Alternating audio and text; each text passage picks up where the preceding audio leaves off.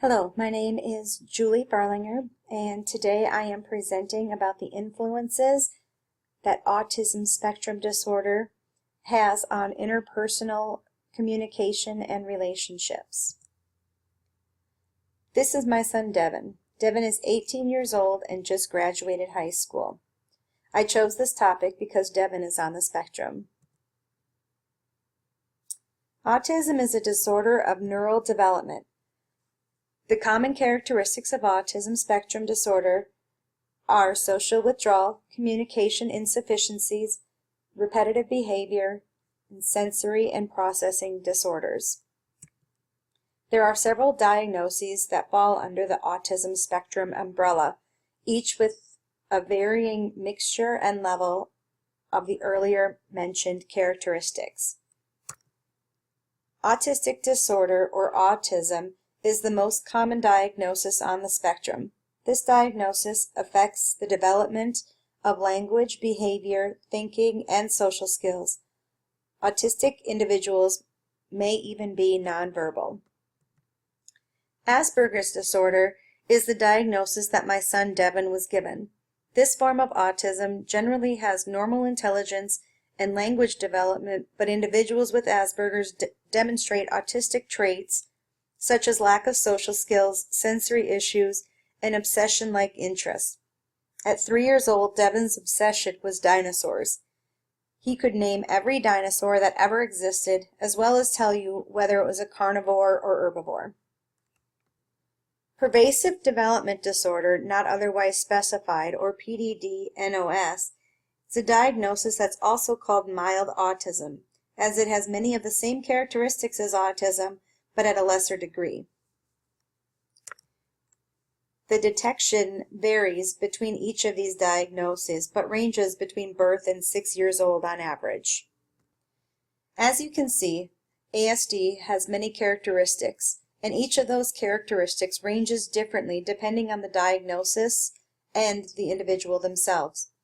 Many of these characteristics are elements of communication and social skills, and many individuals with ASD have a combination of characteristics which create strengths in some areas and weaknesses in others.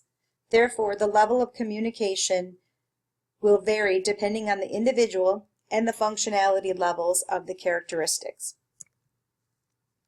Individuals with ASD are faced with many possible social situations that make it difficult to engage in a positive interpersonal communication experience.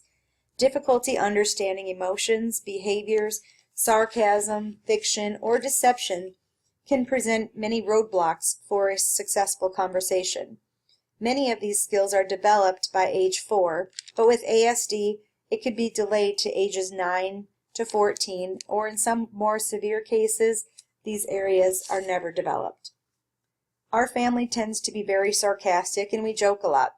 Growing up, Devin was always confused by some of the sarcastic references. As time went on, he learned to sense some of the sarcasm, but would always confirm by saying, "You're joking, right?" Now at 18, he's very sarcastic and funny and very witty. Nonverbal communication can help and hinder individuals with ASD. ASD individuals with speech impairments may use sign language, typing, or images to communicate.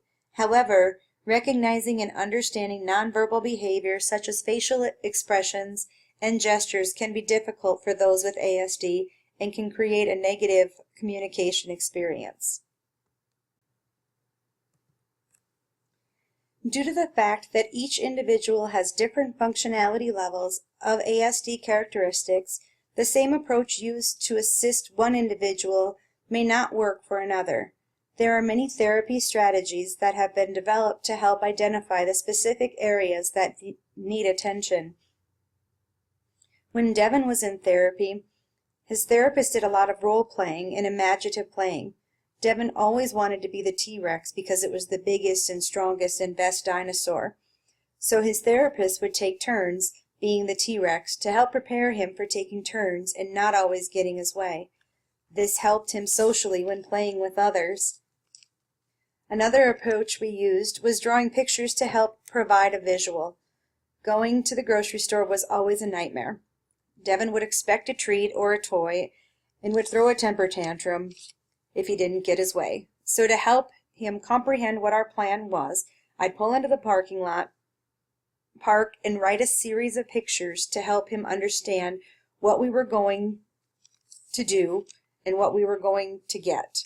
I would draw a picture of a building with an apple on it to symbolize the grocery store because he always called it the apple store since the signage had an apple on it.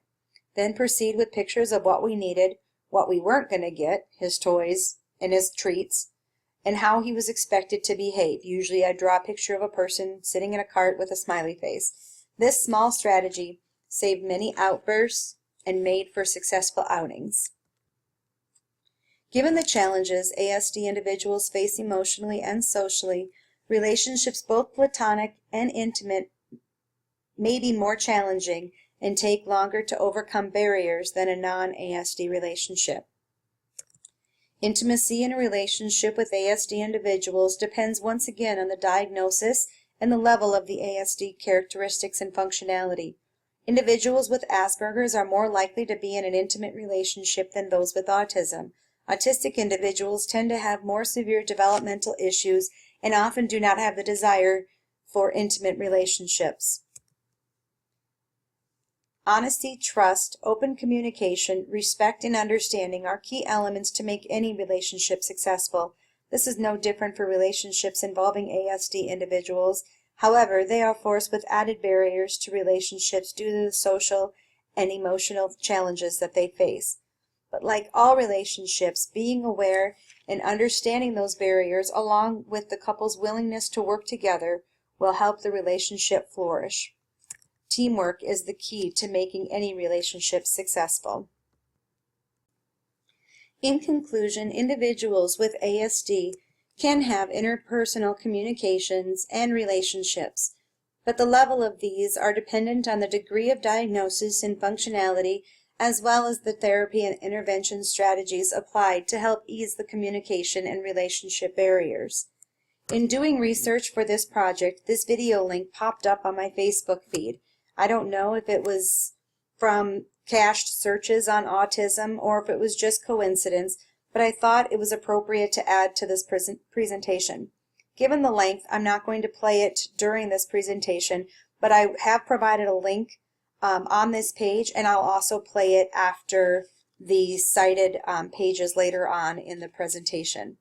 The video explains how everyone is different and how our brains function differently, and that's okay. With positive perception, open communication, understanding, and patience, we can open the door to establishing better relationships with individuals who may seem different. Thank you.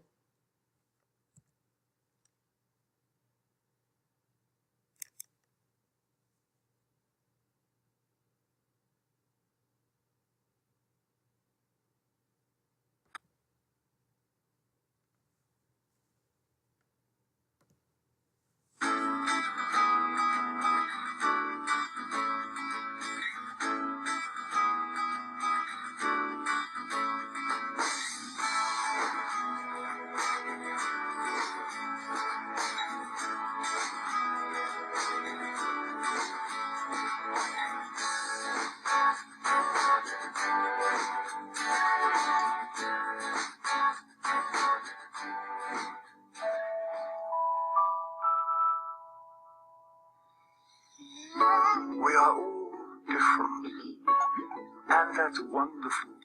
Some differences are easy to see. Height, hairstyle, eye color, and so on. Other differences can't be seen. Our favorite foods, fears, or special skills. Interestingly, the way we see the world is also different. For instance, what do you see in this drawing? Most people see a duck, but some of you might have seen a rabbit. Whichever you saw, you are correct. This is just a trick drawing to show you that all brains work differently. The brain is your body's computer. It works differently for all of us and controls how you learn. That's why we are all good at different things. How you feel, which is why we all feel different emotions, and how you communicate. Sometimes the brain is connected in such a way it affects senses and how we perceive and read situations and interactions. This is known as autism. Many people have autism, so it's likely you already know someone who is autistic. And for this reason, it's useful to know a little bit about autism. The special wiring inside an autistic brain can sometimes make the person good at tasks we may find difficult, such as mathematics, drawing, or music. It can also do the opposite, and activities we find too easy are incredibly difficult to them, such as making friends. The senses constantly send information to your brain about your surroundings and other people. However, when a person's brain and its senses don't communicate well, the brain can become overwhelmed and confused, affecting how they see the world. Picture yourself walking down the street.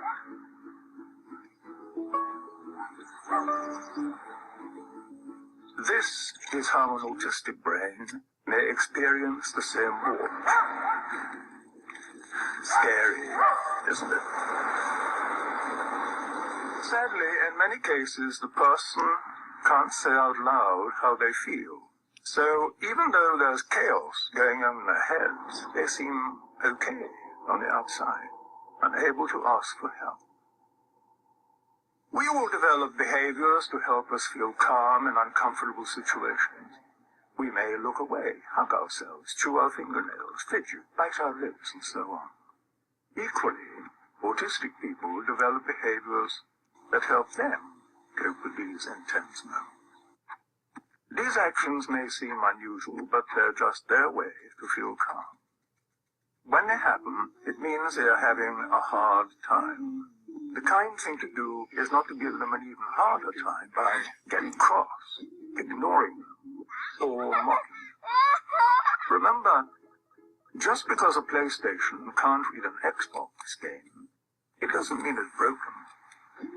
People with autism need friends who are willing to take the time to know them. With good communication and plenty of patience, everyone would be better off. People with autism are not ill or broken. They simply have a unique view of the world.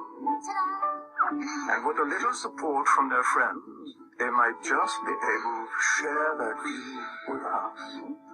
Autism can make amazing things happen.